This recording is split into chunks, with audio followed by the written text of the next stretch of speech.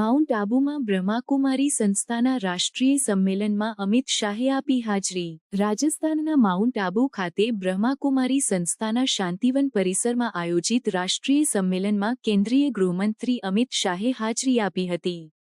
આ સંમેલનમાં તેમણે દેશના વિકાસમાં આધ્યાત્મિક સંસ્થાઓની ભૂમિકા પર ભાર મૂક્યો અને બ્રહ્માકુમારી સંસ્થાના સેવાકીય કાર્યની પ્રશંસા કરી। તેમણે જણાવ્યું કે આધ્યાત્મિક સંસ્થાઓ સમાજમાં નૈતિક મૂલ્યોની સ્થાપના અને સામાજિક સમરસતા માટે મહત્વપૂર્ણ છે। આ પ્રસંગે પીએમ નરેન્દ્ર મોદીએ પણ શાંતિવન પરિસરમાં વિવિધ પ્રોજેક્ટ્સનું ઉદ્ઘાટન કર્યું હતું, જેમાં super speciality charitable global hospital, Shivmani વૃદ્ધાશ્રમનો બીજો તબક્કો અને નર્સિંગ કોલેજનો વિસ્તરણનો સમાવેશ થાય છે। તેમણે જણાવ્યું કે આ પ્રોજેક્ટ્સથી સ્થાનિક લોકોને ઉચ્ચ સ્તરની આરોગ્ય સેવાઓ ઉપલબ્ધ થશે અને આ વિસ્તારના વિકાસમાં યોગદાન મળશે। પ્રધાનમંત્રીએ બ્રહ્માકુમારી સંસ્થાના વિવિધ સેવાકીય કાર્યની પ્રશંસા કરી, જેમ કે નશામુક્તિ અભિયાન, પર્યાવરણ રક્ષણ અને જળ સંરક્ષણ જેવા ક્ષેત્રોમાં સંસ્થાના યોગદાનને માન્યતા આપી।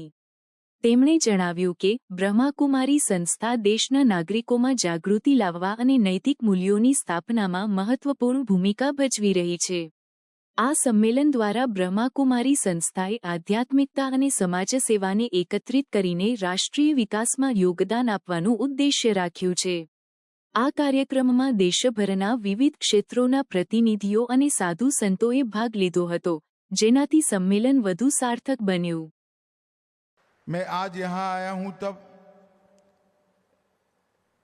दीदी रतन मोहिनी जी को मनपूर्वक श्रद्धा सुमन अर्पित करना चाहता हूँ और राजयोगिनी मोहिनी दीदी को भी बहुत बहुत शुभकामनाएं देता हूँ कि आंदोलन को इस सद्वृत्ति की ओर समाज को ले जाने के आंदोलन को इतनी ही ऊर्जा और इतनी ही तत्परता के साथ आप आगे बढ़ाएगी। ब्रह्मा कुमारीज ने अपने त्याग, तपस्या और तेज से दुनिया भर में सादगी, संयम और सहयोग का एक अद्भुत वातावरण खड़ा करने का काम किया है।